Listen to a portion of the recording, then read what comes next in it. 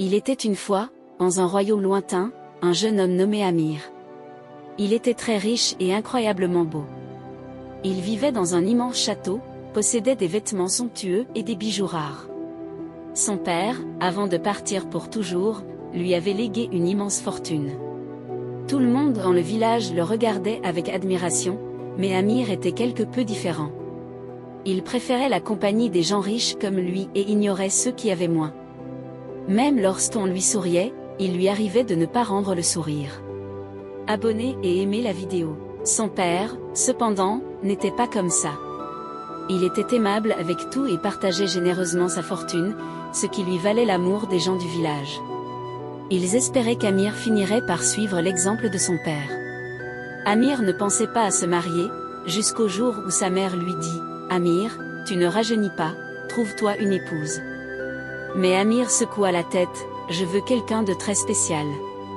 Elle doit être plus riche que moi, d'une beauté sans pareille, et n'avoir jamais été mariée. » Les villageois murmuraient « Qui cela pourrait-il être ? Personne ici n'est comme ça. » Amir attendit donc, rêvant de la femme parfaite, tout en profitant de ses richesses, de son château et de ses trésors. Un jour, il rencontra Léla. Léla venait d'un royaume voisin et elle était aussi riche qu'Amir. Tout comme lui, elle avait hérité de sa fortune familiale. Amir l'aimait bien parce qu'elle était belle et fortunée, et Léla l'appréciait aussi. Ils décidèrent donc de se marier. Au début, tout était parfait. Ils riaient ensemble, savouraient des festins somptueux et vivaient dans le confort de leur grand château. Mais avec le temps, les choses commencèrent à changer. Amir aimait prendre toutes les décisions et voulait être le chef. Quand Léla proposait quelque chose, Amir répondait souvent « Non, on fait comme je le dis ». Un jour, Léla dut partir en voyage.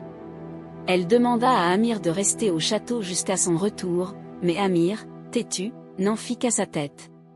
Il sortit avec ses amis et voyagea sans en informer Léla. Lorsqu'elle revint, elle trouva le château silencieux et vide. Elle se demanda « Où est Amir ?» La domestique lui répondit « Il est parti s'amuser avec ses amis. » Léla attendit 1 jour, 2 jours, 3 jours, puis Amir revint. Léla était très contrariée. « Où étais-tu » demanda-t-elle. Amir n'aimait pas ce genre de questions. « Pourquoi veux-tu savoir ? Je fais ce que je veux. » Ils se disputèrent longtemps, et Léla lui dit « Tu devrais me respecter. Nous devons être égaux dans ce mariage. » Mais Amir n'était pas d'accord et, furieux, il fit ses valises et retourna dans son propre royaume, laissant Léla seule dans le château. Amir était de nouveau célibataire, mais il pensait toujours trouver une femme plus parfaite que Léla. Peu de temps après, il rencontra Fatima. Fatima n'était pas aussi riche qu'Amir, mais elle avait un cœur d'or. C'était la femme la plus gentille de tout le royaume. Amir pensa, elle est vraiment attentionnée, c'est quelque chose que je n'avais jamais eu. Ils se marièrent, et Fatima emménagea dans le château d'Amir. Elle faisait tout pour le rendre heureux, elle cuisinait, nettoyait et prenait soin de lui avec une douceur inégalée. Amir appréciait de pouvoir tout contrôler dans leur relation, mais rapidement, il ressentit qu'il manquait quelque chose. Fatima n'apportait pas autant d'argent et passait ses journées à s'occuper du château et d'Amir. Un jour, Amir dit à Fatima « Tu es très gentille, mais la gentillesse ne remplit pas notre table de nourriture. » Fatima, peinée, savait qu'elle ne pouvait pas faire grand-chose sans argent. Ils en discutèrent longuement, et finalement, Amir lui demanda de partir, expliquant qu'elle n'était pas l'épouse dont il avait besoin. Fatima quitta le château, laissant Amir une fois de plus seul. Mais cette fois, il se sentait plus vide que jamais. Après le départ de Fatima, Amir rencontra Soraya. Soraya était tout ce qu'Amir avait toujours voulu, belle, riche et attentionnée. Ils se marièrent rapidement, et tout semblait parfait. Soraya lui apportait tout ce qu'il désirait, et ils vivaient dans un bonheur apparent. Cependant, Amir, malgré tout cela, oubliait souvent d'être gentil en retour. Il ne prenait pas soin de la famille de Soraya, qu'il trouvait insignifiante, et cela finit par créer des tensions. Finalement, Soraya lui dit « Si tu ne peux pas respecter ma famille et moi, nous ne pouvons pas être ensemble. » Amir, choqué, la vit partir. Amir retourna alors dans son royaume, où une mauvaise surprise l'attendait. Une grande tempête avait détruit une partie de son royaume, emportant avec elle une grande partie de sa fortune. Désormais, il ne possédait plus autant de richesses, et sa grande maison semblait vide et froide sans personne pour la partager.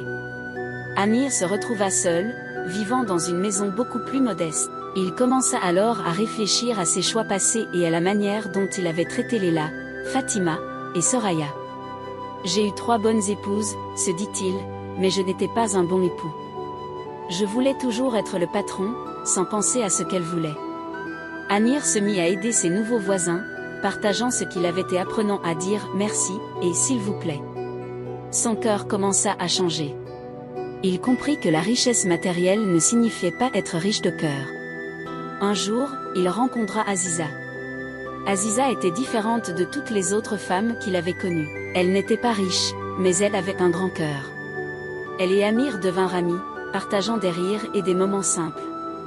Quand Aziza lui proposa de se marier, Amir, pour la première fois, accepta sans penser à la richesse ou au statut.